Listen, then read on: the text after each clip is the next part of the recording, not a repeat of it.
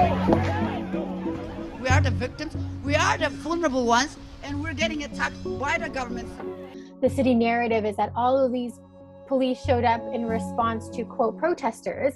The police had actually begun to arrive at about 5 a.m, and by 6 o'clock, like the formations were already created. The city definitely showed up full guns blazing.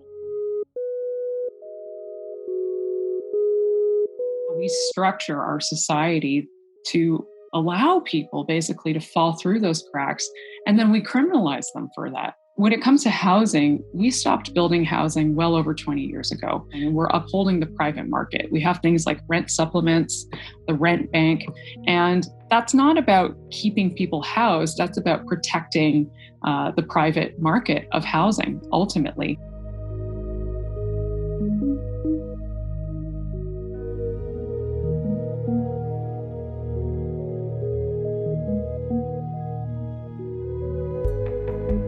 The entire economy over the last 10 years has been kind of based on real estate construction.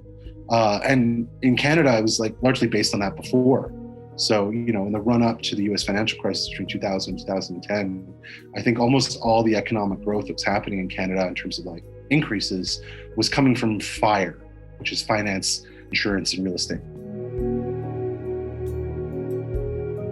Buying this up and trying to wring every last dollar they can out of a community.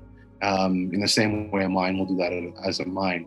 And then they get out and they try and sell. And once they've, again, extracted that value, the kind of ruined community is left over.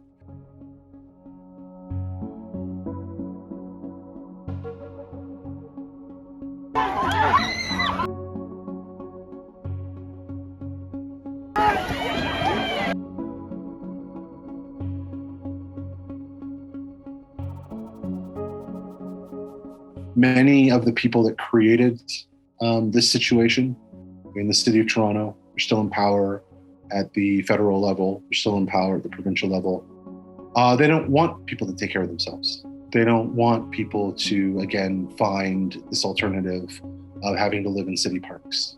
There were a number of motions that went to city council in Toronto that said, okay, we've got these encampments, let's ensure these people have water. Let's ensure these people have, bathrooms.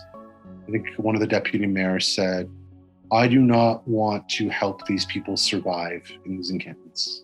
I don't think that we should be making it easier for the people in these encampments to sustain and live longer. We should be encouraging them to leave.